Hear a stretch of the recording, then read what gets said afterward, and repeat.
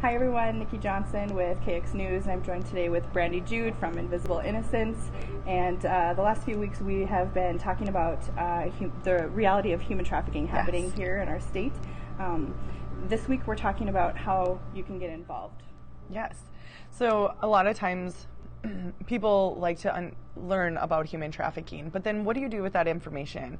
You know, sometimes you go home and you talk about it with your friends or your family or your colleagues, or you sit there and think this is just so terrifying and overwhelming. There's nothing I could do on such a large global issue. But I think it's really important for people, especially in the community, to feel empowered that even though human trafficking is a global issue and it's a devastating one at that, we all have the ability to be more than just a bystander to the issue.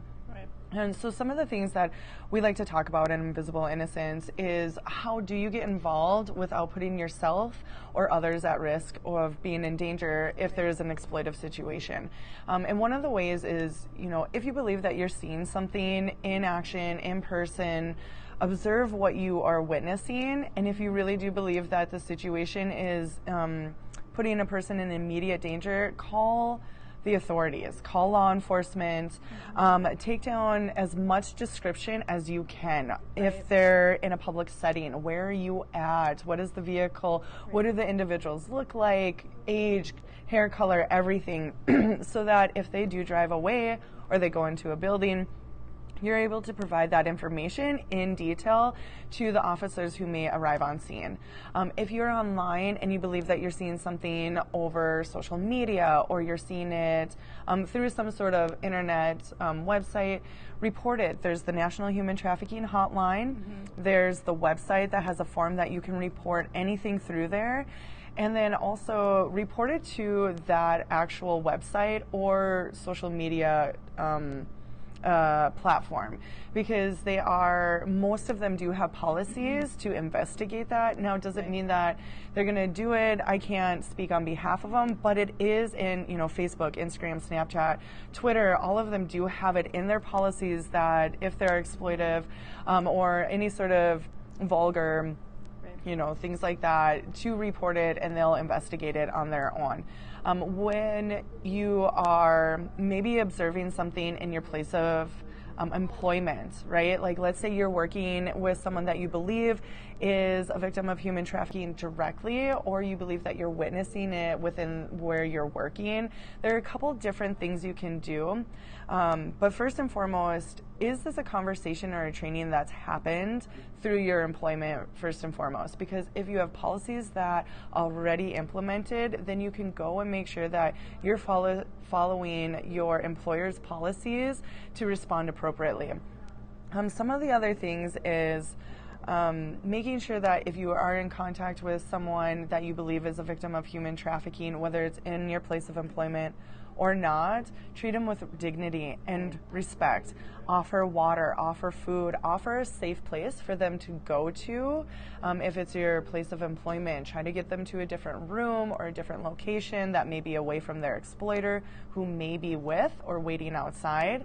Ask them, you know, the simple question, are you safe? Would you like me to call someone for you?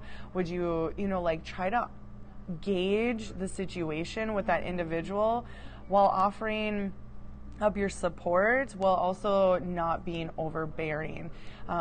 It can be really intimidating for someone to come up and be like, I'm going to rescue you. I think you're a victim of human trafficking. That's not the appropriate approach. And even in some situations, it may be more dangerous to intervene in the moment and actually let that person leave or let that situation play out and call law enforcement than you be the person who is the person who intervenes in it. And then the other thing is get involved with your local organizations. Many of us need volunteers for different events or outreach projects that we're doing to serve the population or to raise awareness. And while you're involved with those organizations, you have an opportunity to work directly with professionals as well as potential survivors who are now out of the life and working in that setting to learn more about what you can do to better advocate for human trafficked survivors, to better advocate for you and your family, to maybe testify on policies and bills that may be protecting victims of human trafficking, or testify on bills that may be prosecuting traffickers and buyers more harshly. There's so many different things that you can do to get involved, but the most important thing is to get involved in some way that you feel comfortable, so that people who are invisible still have a voice. The most important thing that we can do when we are using our voice is making them visible and reminding others that they are still human and they are still members of our community. So, to learn more on how to get involved with Invisible Innocence, you can go to our website at invisibleinnocence.org. You can go to our Facebook page, but try to reach out, and we'd be more than happy to share information and ways for you to get involved more. Cool.